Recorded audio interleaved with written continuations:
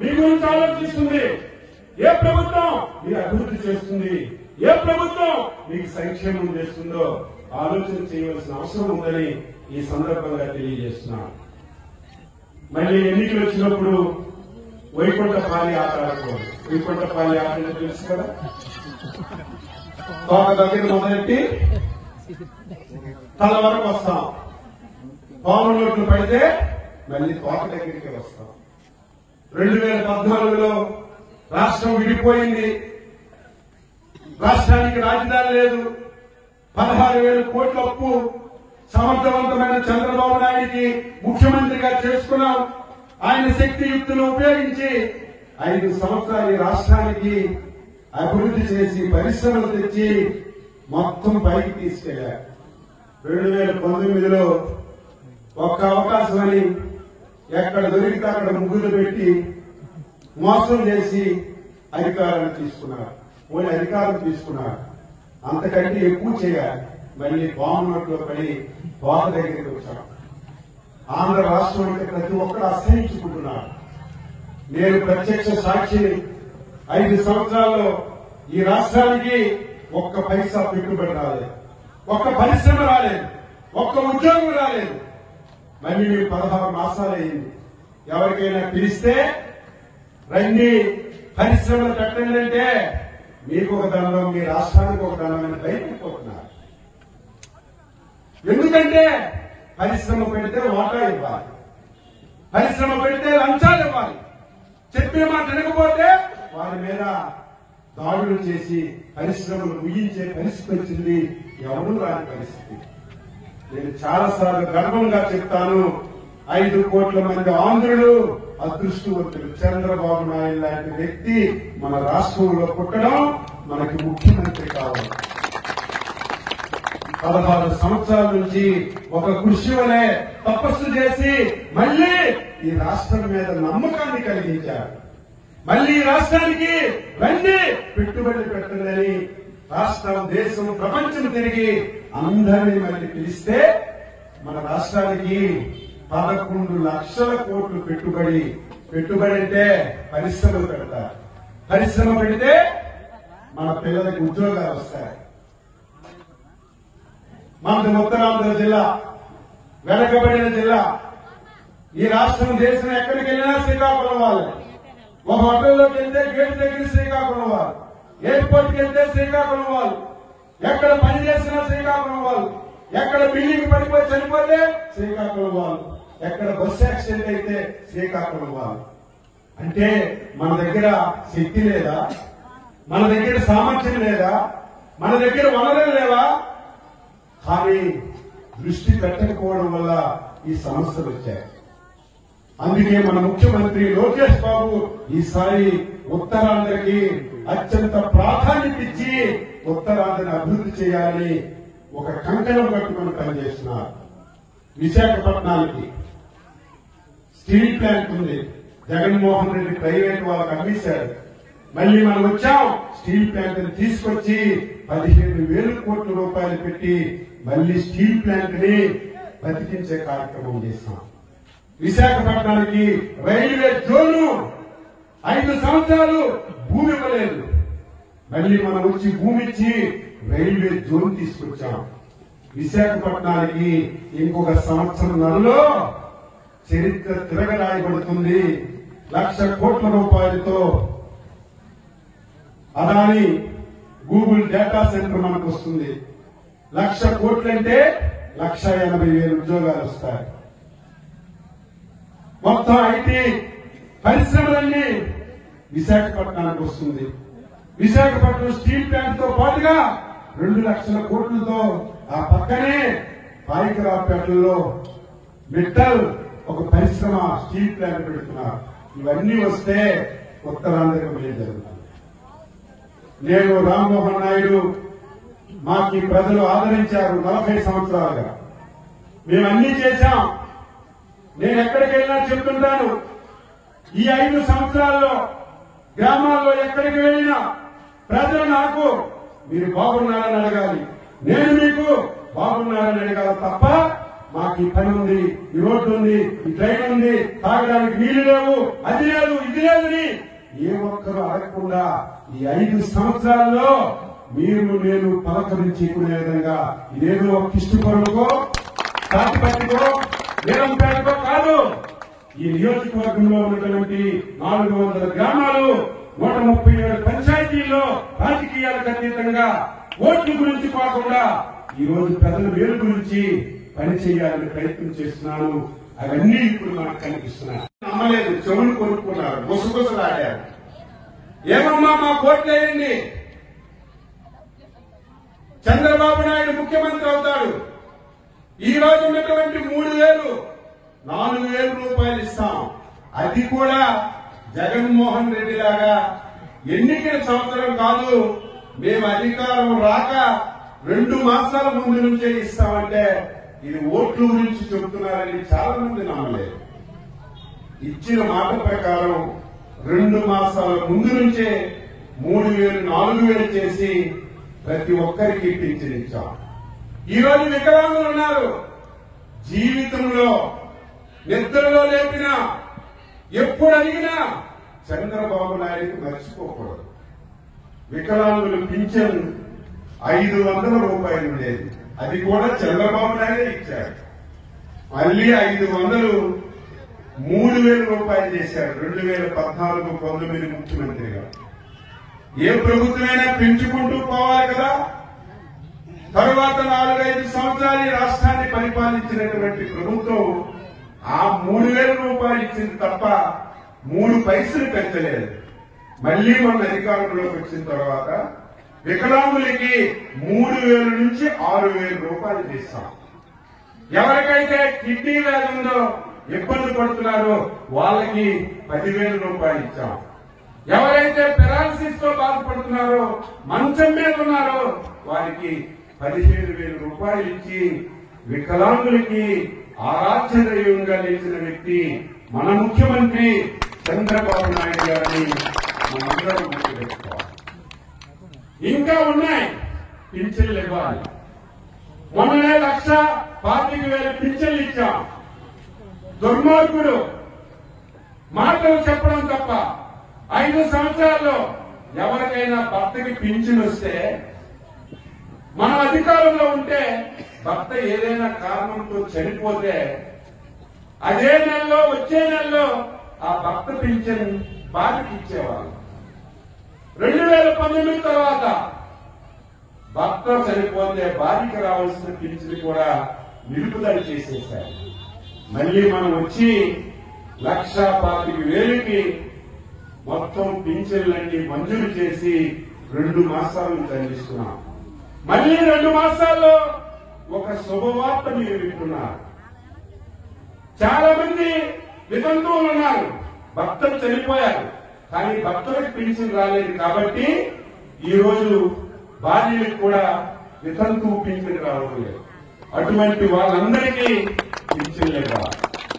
2014-19 3,50,000 పింఛన్లు దుర్మార్గుడు తీసేశాడు. కారణాలేంటి?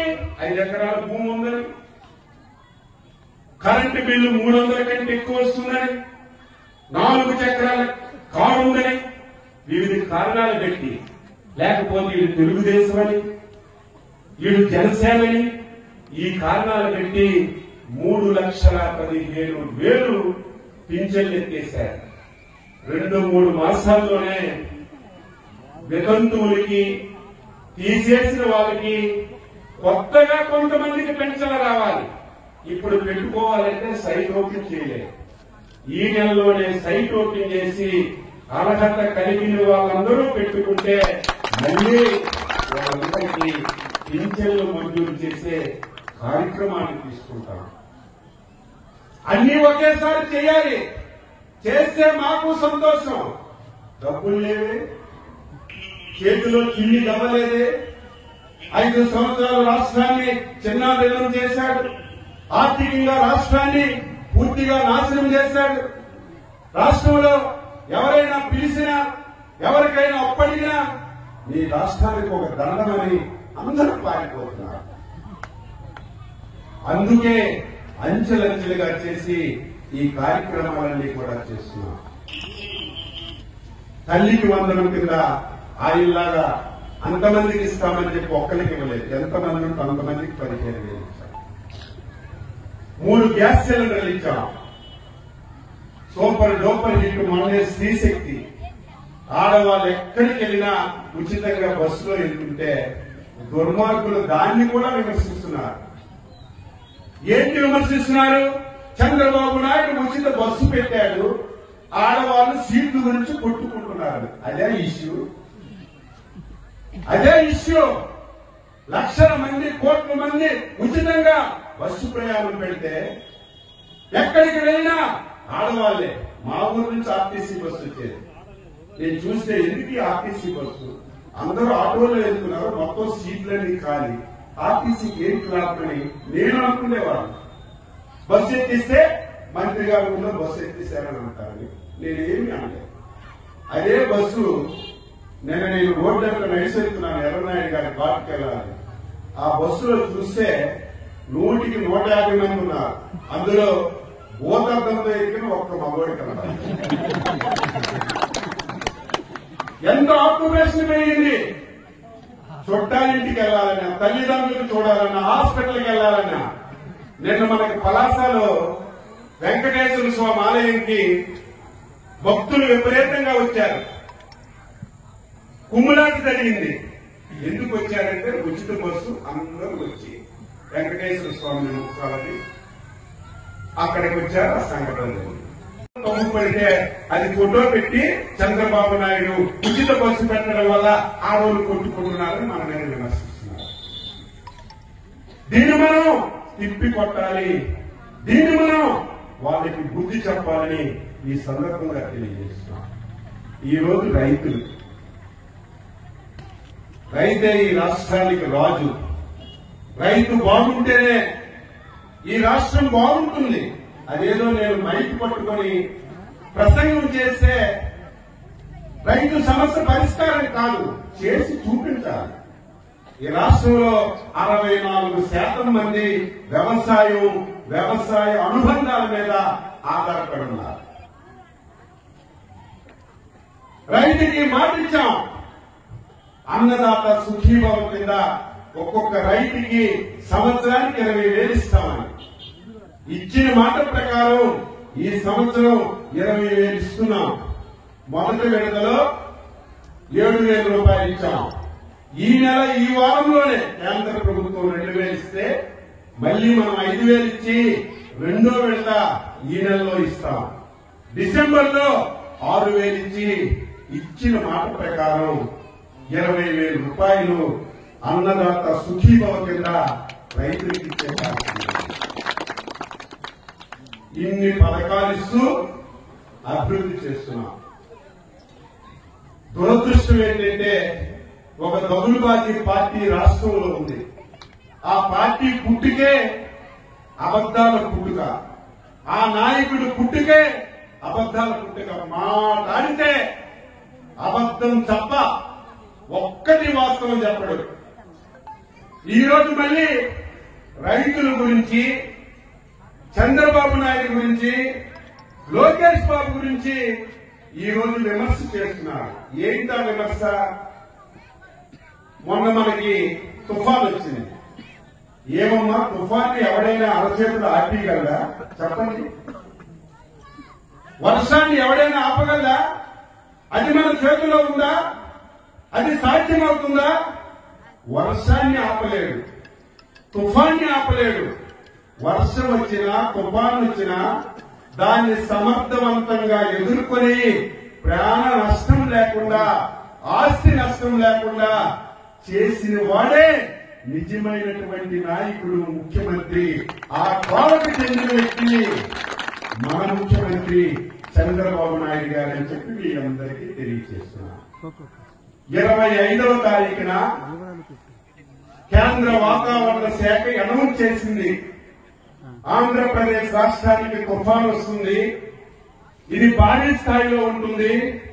తిట్లీలాగా, హుదూదులాగా చాలా నష్టం జరుగుతుందని వాళ్ళు మనకి అప్రమత్తం చేస్తే ఆ రోజు నుంచి 5 రోజులు చంద్రబాబు నాయుడు రాత్రింబవళ్ళు ఎవ్వరికీ నిద్రపోనివ్వలేదు, ఆయన నిద్రపోలేదు. నువ్వు అధికారంలో ఉన్నావు 5 సంవత్సరాలు, ఒక్క రోజైనా తుఫాన్ వస్తే ఒక స్టేట్మెంట్ ఇచ్చావా? ఒక రివ్యూ చేశావా? అధికార యంత్రాంగాన్ని ఒక్క రోజైనా అప్రమత్తం చేసి గ్రామాలకు వెళ్ళండి, తుఫాను బారిపడకుండా ప్రజలకు రక్షించండి ఒక్కరోజు చెప్పని వ్యక్తి ఈ రోజు మాట్లాడుతున్నారు. తుఫాను వచ్చింది, నష్టం జరిగింది, బాధపడుతున్నాం. మన జిల్లాకు అనుకున్నంత లేదు. కృష్ణా, గుంటూరు, ఈస్ట్, వెస్ట్ కొన్ని జిల్లాల్లో ఈ తుఫాను వల్ల చేతికొచ్చిన పంట, రేపో ఎల్లుండో కోత పండవలసిన పంట వర్షానికి తడిచిపోయింది. ప్రభుత్వం అప్రమత్తంగా ఉంది. ముఖ్యమంత్రి గారు పర్యవేక్షించి పరిశీలన చేశారు. నేను వెళ్ళాను. రాష్ట్రంలో అన్ని నియోజకవర్గాల్లో ఎమ్మెల్యేలు, మంత్రులు, ఎంపీలు మొత్తం తిరిగి రైతుల్ని ఓదార్చి మేము మీ పక్షాన ఉన్నాం, ధైర్యంగా ఉండండి, నష్టపోయిన రైతుకు ఆదుకుంటామని ప్రతి ఒక్క రైతుకి మేము ధైర్యాన్ని ఇచ్చాం. నువ్వేం చేశావు? సిగ్గుందా నీకు? తుఫాన్ వస్తే మొన్నటి వరకు ముఖ్యమంత్రిగా చేసిన వ్యక్తివు, ఒక రాజకీయ పార్టీకి అధ్యక్షుడు. మాకెంత బాధ్యత ఉందో నీకంత బాధ్యత ఉంది. నువ్వు కూడా ప్రజల దగ్గరికి వెళ్లి, రైతుల దగ్గరికి వెళ్లి ధైర్యం చెప్పాలి. తుఫాన్ వచ్చే రోజుకి ఆయన బెంగళూరులో ఉన్నారు. తుఫాన్ వచ్చిందని విమానాలన్నీ ఆపేశారు. బెంగళూరు నుంచి విజయవాడకి విమానాలు రావడం లేదని 5 రోజులు బెంగళూరులో ఉండి విజయవాడకే రాలేదు. ఆ వ్యక్తి మన గురించి మాట్లాడుతున్నారు. 5 రోజుల తర్వాత తీరిగ్గా వచ్చాడు. పోనీ వచ్చాడు, ప్రజల్లోకి వెళ్తాడేమని నేను అనుకున్నాను. ప్రజల్లోకి వెళ్ళలేదు. తాడేపల్లి ప్యాలెస్ లో పాత్రికేయులు మీటింగ్ పెట్టి చంద్రబాబు నాయుడు అది ఇవ్వలేదు, చంద్రబాబు నాయుడు ఇది ఇవ్వలేదు, చంద్రబాబు నాయుడు రైతులకి ద్రోహం చేస్తున్నాడని తిట్టి తెల్లవారే మళ్లీ విమానం ఎక్కి బెంగళూరు వెళ్ళిపోయారు. ఎవరైనా అంటే గోప బియ్యమన్న పాలు. కొద్దిగా ఇబ్బంది వచ్చింది, 10 రోజులు సమస్య వచ్చింది. కానీ ఈ సంవత్సరం ఇచ్చినంత యూరియా ఎప్పుడైనా ఇచ్చామా? ప్రతి ఒక్కరికి యూరియా ఇచ్చాం. చాలా మంది అవసరానికి మించి కొనుక్కున్నారు, ఖరీదు కొనుక్కున్నారు, వేరుశెనగ కొనుక్కున్నారు, మొక్కజొన్న కొనుక్కున్నారు. చాలా మంది ఇంటిల్లో నిల్వ చేసుకున్నారు. అయినా యూరియా తెచ్చిస్తే యూరియా ఇవ్వలేదని పచ్చి అబద్దాలు మాట్లాడుతున్నారు. ఆయన ముఖ్యమంత్రిగా ఉంటే 7,800 కోట్లు పెట్టి రైతుకి ఎప్పుడైనా ధర తగ్గితే డబ్బిచ్చి కొన్నానని పచ్చి అబద్దాలు మాట్లాడుతున్నారు. రికార్డులున్నాయి. ఒక్క పైసా 7,800 కోట్ల రూపాయల్లో ఒక్క పైసా 5 సంవత్సరాల్లో ఖర్చు పెట్టలేదు. 16 మాసాల్లో 1000 కోట్లు పెట్టి రైతు కాదుకున్న ప్రభుత్వం. కోకో ధర తగ్గితే 17 కోట్లు ఇచ్చి కోకో కొన్నాను. ప్రకాశం జిల్లాలో పొగాకు ధర తగ్గిపోతే చంద్రబాబు నాయుడు 300 కోట్లు రైతులకు ఇచ్చి పొగాకు కొన్నాను. చిత్తూరు జిల్లాలో మామిడికి ధర తగ్గిపోతే 300 కోట్లు పెట్టి మామిడి కొన్నాం. నిన్న లేదు మొన్న ఉల్లి ధర తగ్గిపోతే హెక్టార్కి 50,000 ఇచ్చి ఉల్లి రైతు కాదుకున్నాం. టమాటా ధర తగ్గిపోతే టమాటా కొని రైతు కాదుకున్నటువంటి ప్రభుత్వం మాది. మైక్ ఉందని, నీ సాక్షి టీవీ ఉందని ఇష్టానుసారంగా నువ్వు మాట్లాడితే ఎవరు నమ్మే పరిస్థితి లేదు. నీకు దమ్ము ధైర్యం ఉంటే శాసనసభకు రా, చర్చిద్దాం. నువ్వేం చేశావు, నేనేం చేశాము అబద్ధం చెప్పక్కర్లేదు. ప్రభుత్వం దగ్గర రికార్డులు ఉంటాయని ఈ సందర్భంగా తెలియజేస్తున్నాం. జరిగింది నష్టం. అధికారులకి ఆదేశాలు ఇచ్చాం. ప్రతి గ్రామానికి వెళ్ళండి, ప్రతి ఊరికి వెళ్ళండి, ప్రతి రైతుకి కలవండి, కలిసి పంట పొలాలు చూడండి, పడిపోయిన పంట పొలాలు రాయండి, నష్టపోయిన రైతుల పేర్లు నమోదు చేయండి. నిన్నటితో టైం అయిపోయింది. చాలా మంది నాకు అడిగారు, ఇంకా సర్వే అవుతుంది, కొంత సమయం ఇవ్వండి అంటే ఇంకా 4 రోజులు సమయం ఇచ్చాం. తెల్లవారే మన జిల్లా అధికారులందరికీ పిలిచారు. గ్రామానికి వెళ్ళండి, రైతులు కలిసి రాజకీయాలకు అతీతంగా రైతంటే ప్రాణం, చంద్రబాబు నాయుడికి రైతంటే ఇష్టం, ఒక పైసా రైతులు తీసుకున్నా పర్వాలేదని మొత్తం సర్వే చేయమని చెప్పాం. రిపోర్ట్ అంతా వస్తుంది. 1,50,000 హెక్టార్లలో వరికి నష్టం జరిగింది. అంటే దాదాపు 4.5 లక్షల ఎకరాల్లో 15,000 హెక్టార్లలో హార్టికల్చర్ పంటలకు నష్టం జరిగింది. అరటికి, మొక్కజొన్న ఇటువంటి పంటలన్నిటికీ నష్టం జరిగింది. అవన్నీ అంచనా వేసి రిపోర్ట్ తెప్పించుకొని కేంద్ర ప్రభుత్వానికి పంపించి కేంద్ర రాష్ట్ర ప్రభుత్వాలు కలిసి నష్టపరిహారం ఇవ్వడానికి సిద్ధంగా ఉన్నటువంటి ప్రభుత్వాన్ని చూసి నువ్వు సలహాలు ఇవ్వకుండా మాట్లాడితే అబద్దాలు. మీరందరూ ఉన్నారు కదా, మన జిల్లాలో నిన్నే ఏకాదశి సోమవారం పవిత్రమైన రోజు. కాశీబుగ్గలో ఒక వెంకటేశ్వర ఆలయం 95 సంవత్సరాల వృద్ధుడు నిర్మించుకున్నాడు. సొంత భూమిలో 7 ఎకరాల్లో 17 కోట్లు ఖర్చు పెట్టి 95 సంవత్సరాల ముసలివాడు వెంకటేశ్వర స్వామి టెంపుల్ కట్టారు. అది ఉన్నట్టు నాకే తెలియదు, పలాసలో కూడా చాలా మందికి తెలియదు. 4 మాసాలైంది ఓపెన్ అయింది. మంచి రోజని ఒకరికొకరు మాట్లాడుకొని గ్రామాలు కదిలిపోయి మొత్తం జనాలందరూ వెళ్ళారు. తొక్కిలే అనేది జరిగింది. అక్కడ ఇరువురు రైలింగ్ పడిపోయి 9 మంది చనిపోయారు. ఒక 20 మందికి దెబ్బలు తగిలారు.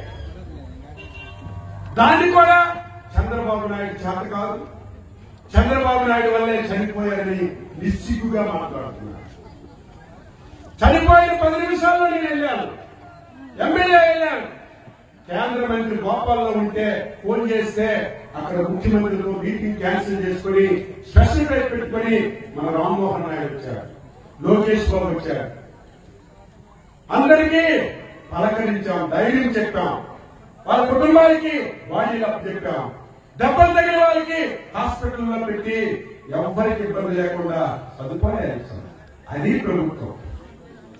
అది జరిగిన తర్వాత హోటల్లాగా ప్రతి ఓడు కాశీపుకు రావడమే, ప్రతి ఓడు వచ్చి మైకి పట్టుకొని చంద్రబాబు నాయుడు వల్లే జరిగిందని ఇంత నిశ్చితుగా మాట్లాడుతున్నారు. వాళ్ళకి నిన్నను 17 లక్షల రూపాయలు ఇచ్చాం చంద్రబాబు నాయుడు. మోడీ గారు 2 లక్షలు. అదృష్టవశాత్తు ఆ చనిపోయిన వాళ్ళు మన తెలుగుదేశం సభ్యత్వం 100 రూపాయలు కట్టారు. ముస్లిం వాళ్ళు కదా కట్టలేనేమనుకున్నాను. వాళ్ళు మొత్తం కుటుంబాలే తెలుగుదేశం కుటుంబాలు. ఆ ఇంట్లో అందరూ సభ్యత్వం కట్టారు. మన నియోజకవర్గంలో చనిపోయిన 3కి మనం కట్టిన 100 రూపాయల సభ్యత్వం ఉంది. అదొక 5 లక్షలు ఇప్పుడు వస్తుంది. అంటే చంద్రబాబు నాయుడు 15 లక్షలు, మన పార్టీ సభ్యత్వం వల్ల 5 లక్షలు, మోడీ గారు 2 లక్షలు, 22 లక్షల రూపాయలు నిన్న ప్రతి ఊరు వెళ్లి పలకరించి ఆ ఇంటికి 24 గంటల్లోకి ఇచ్చాం. ఇప్పుడు నేను ఫౌండేషన్ చేసిన రోడ్డు మన పాత ప్రెసిడెంట్ ఇంటి నుంచి రామాలయం వరకు వేసిస్తే ఇక మీరు నాకేమంటారు? రోడ్లన్నీ వేసాం. మీ ఊరికి ఒక పెద్ద ట్యాంక్ మంజూరు చేశారు. వంశధార విరమణం నుంచి మీ ఊరికి నీరు వస్తుంది. మీ ఊర్లో ఇంటింటికి కుళాయి ఇస్తారు. ఇంకేమంటారు? పెన్షన్లు, ఇల్లు, పథకాలు అవి మనుషులు బతికున్నంత వరకు అడుగుతూనే ఉంటారు, ఇస్తూనే ఉంటాం. అవి నిరంతరం జరిగినటువంటి కార్యక్రమం. ఇవన్నీ చేసి ప్రజల యొక్క రుణం తీర్చుకుంటాం. కానీ మాకు బాగా ఆవేదన ఉంది. ఈ జిల్లాలో పరిశ్రమలు లేవు. ఈ జిల్లాలో చదువుకున్న వాళ్ళకు ఉద్యోగాలు లేవు. ఈ జిల్లా నుంచి చాలా మంది వలస వెళ్లిపోతున్నారు. అందులో మన జిల్లా ప్రజలతో కూడా ఉంది. ఎవరు రావాలంటే భయపడుతున్నారు. ఒక పరిశ్రమ వచ్చిందంటే ఆ పరిశ్రమ పెడతామని ఒక ప్రయత్నం చేస్తుంటే వెంటనే జెండాలు వేసిపోయి పరిశ్రమ మాకు వద్దంటారు.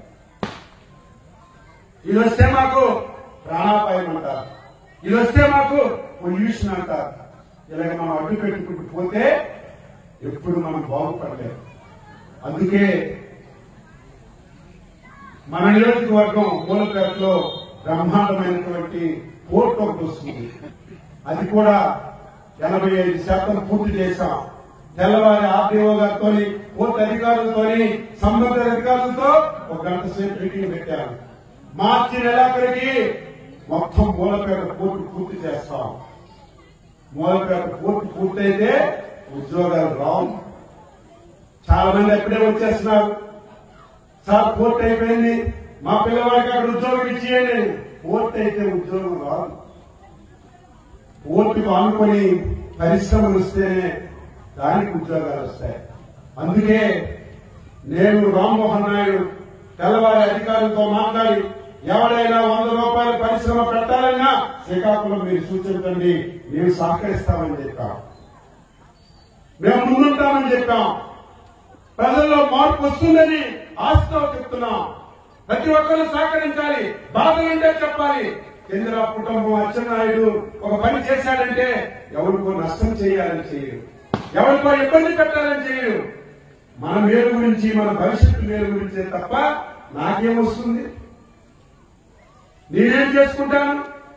ఒక ఊరికి రోడ్డు వేయాలంటే రోడ్డు వెడల్పుగా వేస్తున్నాను, నాకేమవసరం? మీకు మంచి గురించి. ఒక కొత్తగా ఒక రోడ్డు వేస్తున్నాను. ఉదాహరణకి మీ ఊర్లోనే ఇప్పుడే ఫౌండేషన్ వేశారు. రామాలయం నుంచి మన నారాయణ ఇంటి వరకు బ్రహ్మాండమైన సిమెంట్ రోడ్డు వేస్తే ఇప్పుడు 4,000, 5,000 సెంట్ ఉంటే ఆ రోడ్డు అయిన తర్వాత మీరే చూస్తారు 10,000, 15,000 పెరుగుతుంది. ప్రతి వాడు ఇల్లు కట్టుకోవడానికి స్థలం గురించి కొంటారు. ఒక ఇన్ఫ్రాస్ట్రక్చర్ ఇస్తే దానివల్ల ఎంతో మేలు జరుగుతుంది. అంతెందుకు మీ చుట్టాలు ఉంటారు. మంచాలపేట మన పక్కనే. మంచాలపేట నుంచి కోటబొమ్మాలు రావాలంటే కొత్తపేట వచ్చి కోటబొమ్మాలు రావాలి. చాలా రోజుల నుంచి మంచాలపేట నుంచి కోటబొమ్మాలకి పొలాల నుంచి ఒక రోడ్డు వేద్దామని చాలా ప్రయత్నం ఎర్రనాయుడు గారు చేశారు, నేను చేశాను. నేను పొలాల్లోకి వెళ్లి రోడ్డు వేస్తానంటే వెనక నుంచి ముసలోళ్ళు మా భూమి తీసుకోవడానికని మీకు ఓటు వేశాం, మా భూమి ఇవ్వడానికని మీకు ఓటు వేసిన ఎమ్మెల్యేగా చేశాను. చాలా మంది విమర్శించారు. 1-2 సార్లు చూశాను. 3వసారి తిట్టుకొని ఓట్లేస్తే ఈకపోని కొంచెం ఫోర్స్గా మంచాలపేట నుంచి కోటబొమ్మాలకి రోడ్డు వేశాను. 500 రూపాయల సెంటున్న భూమి 50,000 రూపాయలు అయింది. ఇప్పుడు భూమి దొరకడం లేదు. ఆ రోడ్డు వేసిన తర్వాత మొత్తం రైస్ మిల్స్ అన్ని అక్కడే, పరిశ్రమలన్నీ అక్కడే. మళ్ళీ ఎవరైతే నాకు అన్నారో వచ్చి మా భూమి సెంటో 2 సెంట్లు పోయింది, మా ధర విపరీతంగా పెరిగిందని వాళ్ళందరూ చెప్తుంటే అది ఆనందం. నాకేం అవసరం? నాకు అక్కడే ఇల్లుందా? లేకపోతే రోజు నేను వెళ్తానా? ఒక ఇన్ఫ్రాస్ట్రక్చర్ వస్తే, ఒక రోడ్డు వస్తే అభివృద్ధి జరుగుతుంది. మన జిల్లా నేను కళ్ళతో చూశాను. నేను 90-50 ఎమ్మెల్యే అయ్యేసరికి విశాఖపట్నం నుంచి మన నిమ్మాడు రావాలంటే 4 గంటలు ఎంత రోడ్డే ఉండేది. ప్రధానమంత్రి ఎర్రనాయుడు గారు ఆ రోజు కేంద్ర మంత్రిగా గోల్డెన్ కోఆర్డినేషన్ ప్రాజెక్ట్ లో 4 లేన్ రోడ్డు వేశారు. మొత్తం మీరు ఎక్కడైనా చూడండి, మా ఊర్లో ఎకరా భూమి 20 లక్షలకు దొరుకుతారు. అదే మా వాంకాడ్ రోడ్డు పక్కకి వెళ్తే 20 కోట్లు దొరుకుతుంది. ఎందుకు దొరకదు? హైవే వచ్చింది కాబట్టి దొరకదు. ఆ హైవే రాకపోతే అక్కడ కూడా కొనేవాళ్ళు. ఇవన్నీ ప్రజలకు ఎందుకు చెప్తున్నానంటే మన మైండ్ సెట్ మారాలి. మేమేదో ఒకరికి మోసం చేయాలనో, ఒకరికి అన్యాయం చేయాలనో రైతులు చేయడం లేదు అని చెప్పి మీ అందరికీ తెలియజేస్తూ ఈ రోజు ఈ ప్రాంతం అంతా ఇంకా అభివృద్ధి జరగాలి. ఏలంపేట, కమలనాథపురం, తాటిపత్తి, ఈ 4 పంచాయతీలు, పట్టుకోవడం, ఈ 5 పంచాయతీలు తెలుగుదేశం పార్టీకి గుండెకాయ లాంటివి. ఇప్పుడిప్పుడే పనులు ప్రారంభించాం. రేపు భవిష్యత్తులో కొత్తపేట నుంచి మళ్లీ తాటిపత్తి వరకు డబుల్ రోడ్డు చేయాలని ఒక ఆలోచన ఉంది. ఆర్థికంగా చాలా సమస్యలున్నాయి, ఇబ్బందులున్నాయి. కానీ నా పీరియడ్ లో అది కూడా చేస్తాను. ఒకప్పుడు మీ రోడ్డు ఎలా ఉండేది, నీలంపేట ఉంది, వాళ్ళకి తెలియదు. చాలా మంది రోజు ప్యాంట్లు సర్దేసుకుని ఈ ప్రభుత్వానికి తిట్టిన వాళ్ళు ఉన్నారు, మనకు ఓటు వేయకుండా విమర్శించిన వాళ్ళు ఉన్నారు. వాళ్ళకి తెలియదు మనం డాయిలతోని లింగిలతోని గెడదాటినట్టు కాదని తెలుస్తుంది. వాళ్ళకి ఇప్పుడు బ్రహ్మాండమైనటువంటి బ్రిడ్జి కట్టావు, బ్రహ్మాండమైనటువంటి కార్పొరేట్ వేసాం, ఆటోలు తిరుగుతున్నాయి, బళ్ళు తిరుగుతున్నాయి, స్టైల్గా వెళ్తున్నారు. మనం ఇదే గడ్డలో నాటుబళ్ళు మీద లింగి కట్టుకొని నీటిలో వెళ్ళిన రోజులు వాళ్ళు గుర్తుంటే తెలుగుదేశానికి, చంద్రబాబు నాయుడికి, మనకి ఎప్పుడు మర్చిపోరని చెప్పి గ్రామాలు ఏముండే, మహానుభావుడు ఎర్రనాయుడు రాకముందు ఈ గ్రామాల్లో ఏముండేది? రాత్రి అయితే చీకటి, పాఠశాల లేదు, తాగడానికి నీళ్లు లేవు. మహానుభావుడు 82లో ఎమ్మెల్యే అయ్యారు. మోటార్ సైకిల్ మీద కాలినడకతో తిరిగి మన గ్రామాలకి మౌలిక సదుపాయాలు ఇచ్చారు. ఇన్ని సంవత్సరాలు మాకు ఆదరిస్తున్నారంటే ప్రజలు ఏదో తెలివి తక్కువ వాళ్ళు కాదు. ఇన్ని సంవత్సరాలు ఒకే కుటుంబానికి, ఒకే వ్యక్తులకి ఈ రోజు అధికారం ఇస్తున్నారంటే మా వల్ల మీకు మేలు జరుగుతుంది, మా వల్ల అన్యాయం జరగదని ఆలోచన చేసి చేస్తున్నారు. తప్పనిసరిగా మా జేయం ఎక్కడ నియోజకవర్గం, శ్రీకాకుళం జిల్లా ఈ రాష్ట్రంలో ముందండి ఉండాలి. దానికి చంద్రబాబు నాయుడు, లోకేష్ బాబు, పవన్ కళ్యాణ్ సహకారం తీసుకొని, నేను కూడా సీనియర్ మంత్రిని, 6 సార్లు ఎమ్మెల్యే అయ్యాను. ఎక్కడ నిధులుంటాయి, ఏ విధంగా సంపాదించాలో అన్ని ప్రయత్నాలు చేస్తున్నాను. నిన్ననే మీ కోట బొమ్మలు ఇప్పుడే పోయిన రోజే చెప్పారు. 370 రోజులు నా సొంత డబ్బులతో పెట్టారు అన్నా క్యాంటీన్. నాకు ఇంకా ఇబ్బంది అని ముఖ్యమంత్రి అడిగితే అన్నా క్యాంటీన్ మంజూరు చేశారు. ఈ రాష్ట్రంలో అన్ని మంజూరు చేశారు. అవన్నీ జనవరికి అవుతాయి. కానీ రాష్ట్రం వాళ్ళు కష్టపడి 2 మాసాల ముందే అన్నా క్యాంటీన్ ఓపెన్ చేశారు. తెల్లవారు మా ఆలస్యం 7 గంటలకు phone, super duper hit tiffin అని అంటారు. ఏమంటే 3 ఇడ్లీ 5 రూపాయలకి, పెద్ద గంటలు 2 ఉప్మా 5 రూపాయలకి, బ్రహ్మాండంగా వేడివేడిగా ఉంది. మేము అనుకున్నాం తెల్లవారింటికి ఎవరు కోట బొమ్మలు వస్తాడు, ఎవరు టిఫిన్ తింటాడని. 8:30కే ఖాళీ అయిపోయింది. రేపే 100 మందికి పెంచాలని చెప్తున్నారు. నిజంగా నేను అనుకోలేదు. రాత్రి కూడా భోజనం పెట్టచ్చు, కానీ రాత్రి ఉంటారో లేదు, తెచ్చిన భోజనం తింటారో లేదని కొద్దిగా ఆలోచన చేస్తాను. టిఫిన్ కూడా వస్తారో లేదో 4 రోజులు చూద్దాం అనుకున్నాను. మొదటి రోజే 7:30కి మొత్తం చెల్లిపోయింది.